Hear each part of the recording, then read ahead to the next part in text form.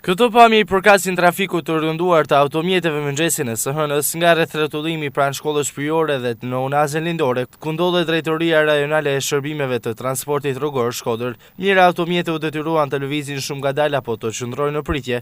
Është krijuar një situatë kaotike në qarkullim për të cilën nga pjesëtarët të personelit të drejtorisë së shërbimeve të transportit rrugor u shërua jashtë kamerës, se shkak është fluksi i lartë i drejtuesve të mjeteve që paraqiten për të paguar taksa në fundvit. Kjo dyndje si dhe qytetarët që regjistrohen automjetet e sapo blera krijojnë këtë gjendje të rënduar të qarkullimit të automjeteve.